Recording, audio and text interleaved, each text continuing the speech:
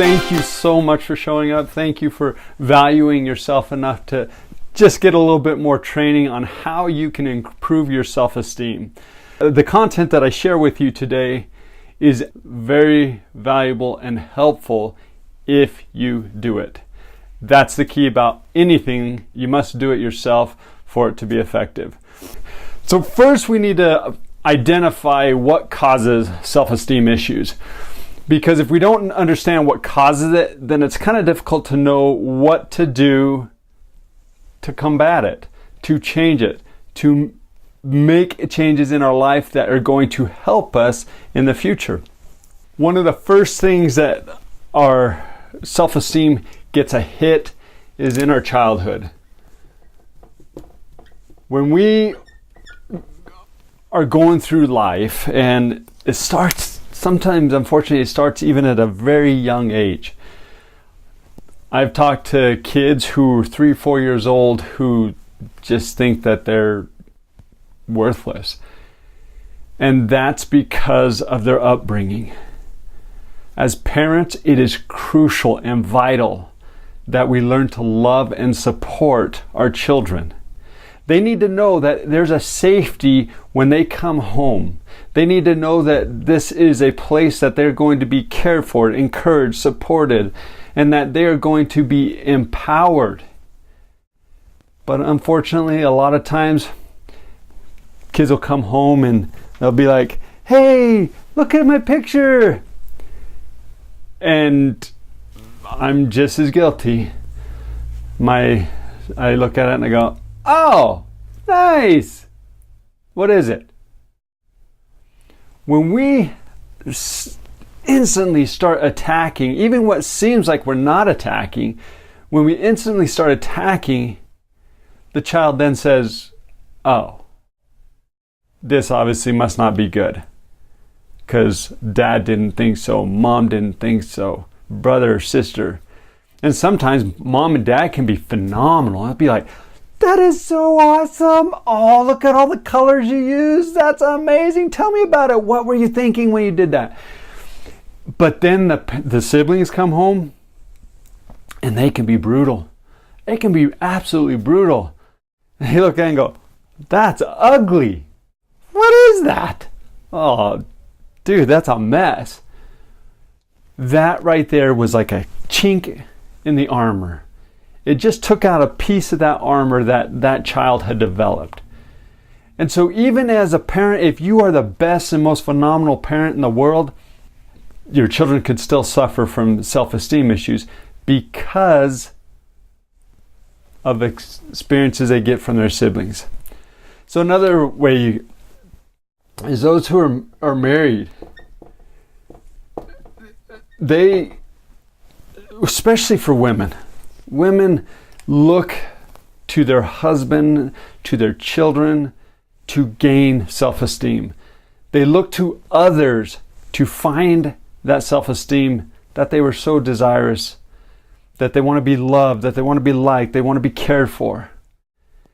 And if the spouse doesn't give that to you, then you just feel like you're worthless. That they'd be better off with somebody else. That, I must be ugly, I'm fat, and we create all these negative stories in our mind because we're not getting the validation that we were wanting in the first place. However, if on the flip side, if a spouse is supportive and saying, "Wow, you look amazing, you're so beautiful," and they encourage and they support you in that way, then the problem that happens is still you're using that to keep you up here, to keep you validated, to keep you supported. When what we need to do is to have our internal power. Okay, so another way is other relationships. We have other relationships that, if this is not strong, or this is not strong, we've had negative experiences in either of these other relationships, they just are hot iron on just against your skin. They just burn. And these would be relationships like your boss, your co-workers. And they may, things like this could be from, if, say for example, you did something at work and somebody else takes credit for it. And they don't give you credit. First you're angry and frustrated. And then everybody starts praising that individual for the work that you did, but they took credit for. You start to devalue yourself because you don't think others would recognize it even if you did. Even if they knew that you did this, you start to think, it doesn't matter, they wouldn't care anyways. We already start beating ourselves up. And when we start beating ourselves up here and here, things that leads to is depression, weight gain, lack of self-confidence in all areas of life. We start questioning whether we're a good mother. We start questioning if we're good at anything. So one of the other things that happens is, and this was mentioned, is comparison. Oh man. We will always have somebody who's better than us. Just will. You will always, no matter where you're at in life, you will have somebody who's doing something even better. I have people who know this subject even better than I do. But I still bring something different, no matter what it is. And that's where you're at in your life. Even though somebody may be doing something better, you still bring something that is very different. Now, when we are a child,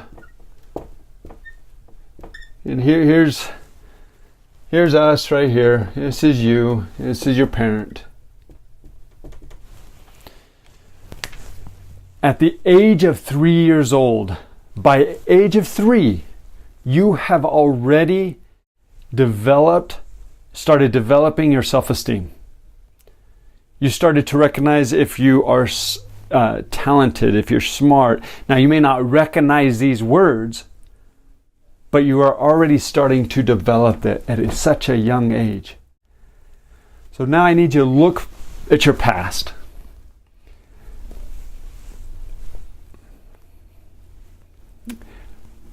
Look at what your life was like. And look at some of the pain, some of the suffering that you went through. Maybe some physical abuse, mental abuse, social abuse, like I said, your other relationships. And this is friends.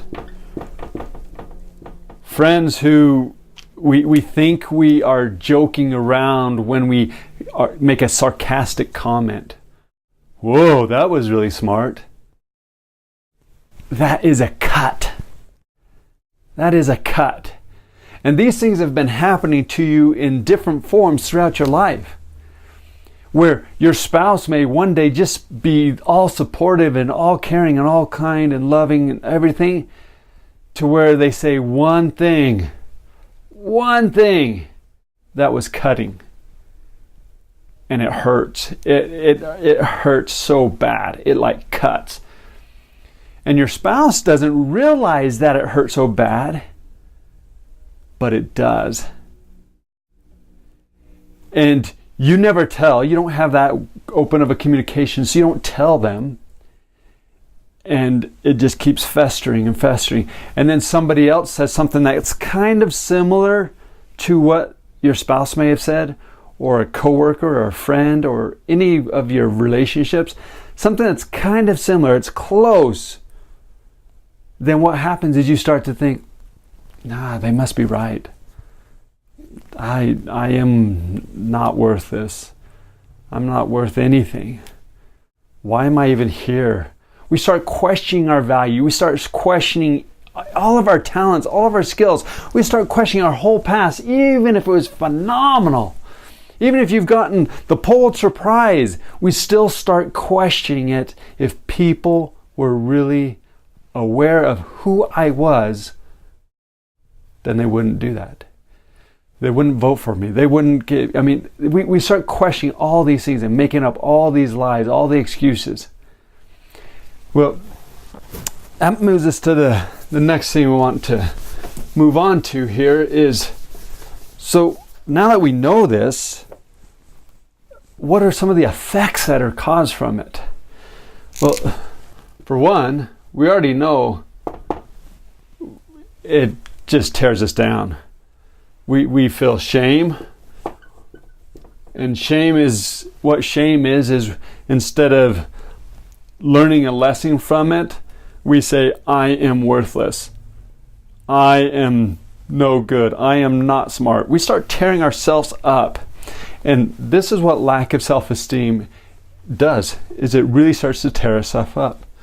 We start to have these negative thoughts. These negative thoughts that just, start getting into our head. And we start thinking about and connecting, so-and-so said this, and this person said something similar, and then we put this huge story together. And this huge story we think is truth, when it's not. But because it's been repeated over and over and over again, in different facets, and sometimes it may not even be related at all.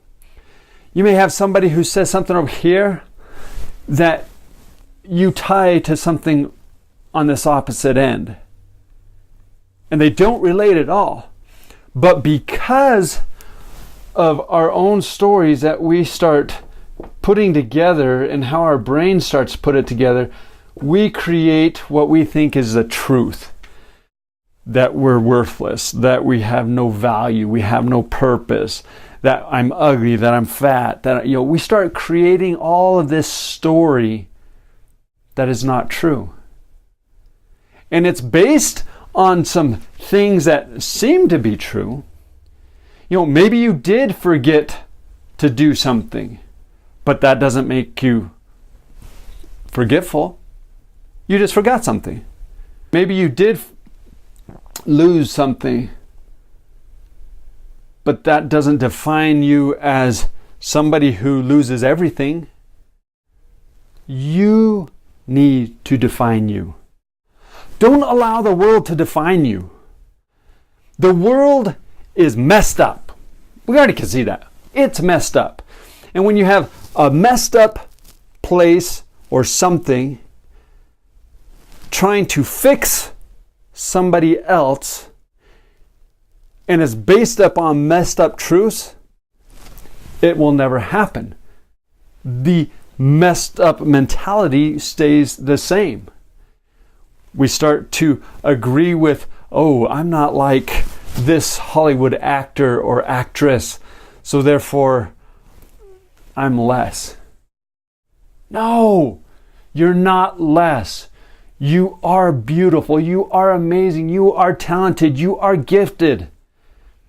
You have everything that makes you who you are, and you are priceless. That's what we need to get to, is that point is where we just realize it. That we say, no matter what has happened in my past, no matter the struggles I've gone through, I am priceless. I am worth so much that I bring value to anyone and everybody that I talk to. So we've got to learn to manage these thoughts. See, because the shame will lead to depression. As we get depressed, we also get anxiety. As we get the anxiety, then we start making poor decisions in life because we just start doubting ourselves. We're not thinking in the rational parts of our brain. We're allowing our limbic system, which is just the reactive part of the brain, to just control our life. We are very reactive, and therefore our decisions are not the best as what they really could be. one of the things you can start doing today, the very thing you can start doing today is what? Changing the thought process here. We've got to change this thought process. Now, this is not going to be something that you do overnight and wow, we're done. Don't have to worry about that anymore. But as we change the thought process, as we start changing our thoughts, you will start noticing other people's reactions toward you improve. You will also then start to look in the mirror or notice yourself and be like, oh, I actually look good today. And you start making these subtle but positive comments about yourself. You start to analyze where you're at in life and realize the truths, the real truths, and the falsehoods. Those things that other people say about us. And when we realize the truths, man, it just like opens up the world to your possibilities. I really do value you for coming here today. When we get to this point where we just start feeling like we're of no value, one of the things we can start to do is to change that. We use this negative thought as a trigger. Now, right now, it's triggering negative behaviors. It's triggering further deprecation. It's triggering further hate, dislike, anxiety, frustration. It's triggering animosity. It's triggering all these other things.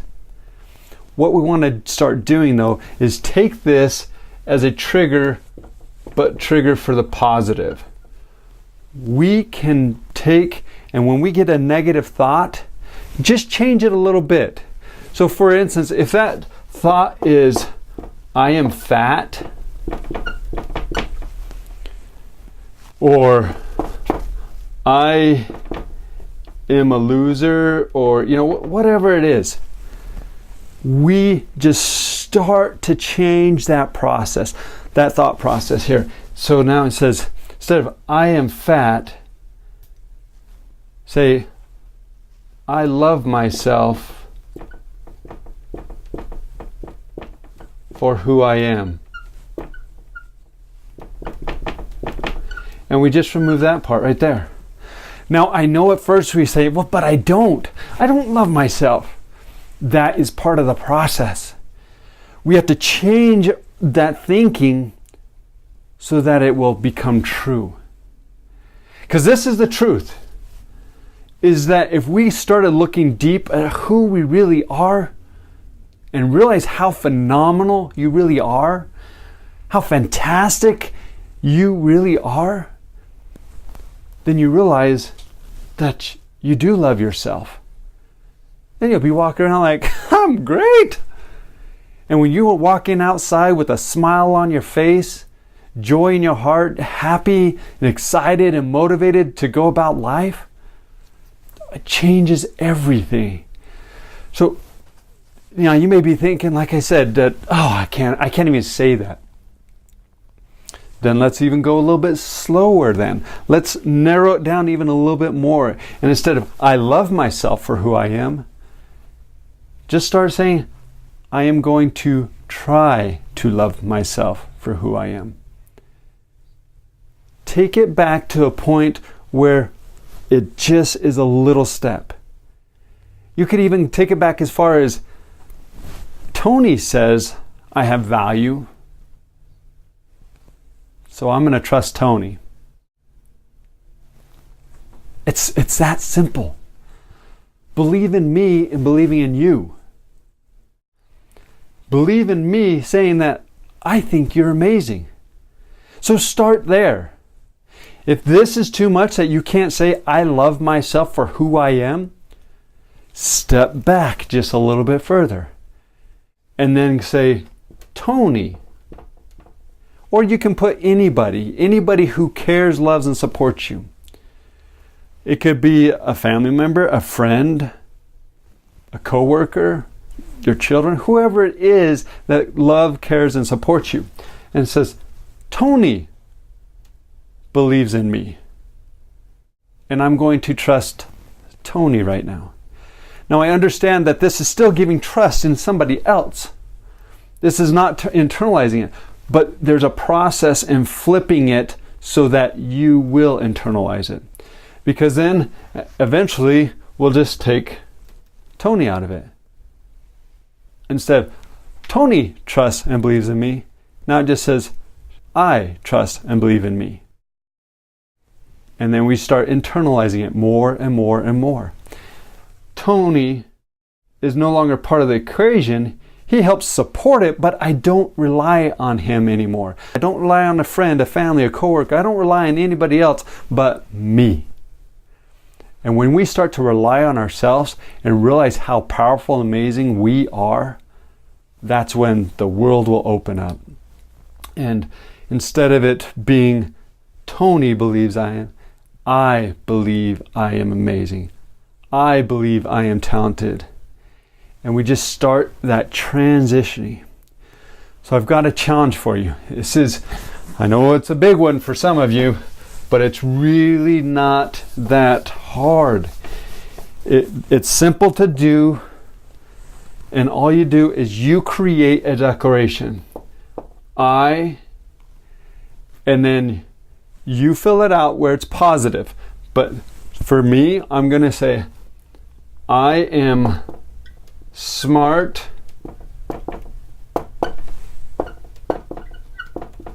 and valuable. So now when I get a negative thought that comes in my head, so say it's like, I'm fat, let's go. I am smart and valuable. You repeat that immediately. I mean, it's like a trigger, boom. I would even, if it's so much in your head that the negative thoughts are pounding you over and over and over again, I would say this on a regular basis. And then I would also put a reminder on your phone every hour that when it goes off, you say this, I am smart and valuable. Or whatever your declaration is. This is mine. This is mine. You can use it, but you create one that is for you.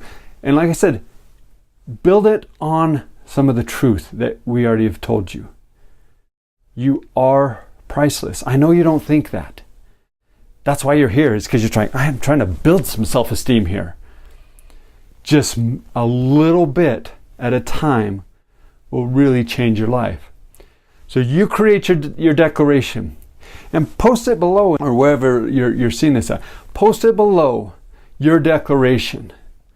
Allow us to strengthen and empower you. Allow us to give you the power that we see in you and others around you. There's a lot of negative out there, but you want to know what? There's also people who believe in you. And if you allow us to be able to help, support, and encourage you, it's going to help you increase your self-esteem. But we're just going to start out with this little bit because I don't want to overwhelm you. There's so much more I could go into. So thank you for showing up. Thank you for showing up and believing in yourself. Implement this one little thing. Take action on it today. Write a declaration, then post it below. Share it with the world. Let us help, encourage, and support you. And I will delete anything that is negative if anybody comes on, so you are in a safe place. Go to my group, You Are Amazing, on Facebook. It's a free open group. I want to support you, and the whole group in there wants to support you. Be the amazing person that you are. Thank you so much for showing up today. Again, I believe in you. I want you to believe in you. You're amazing. Believe it. Have a wonderful day.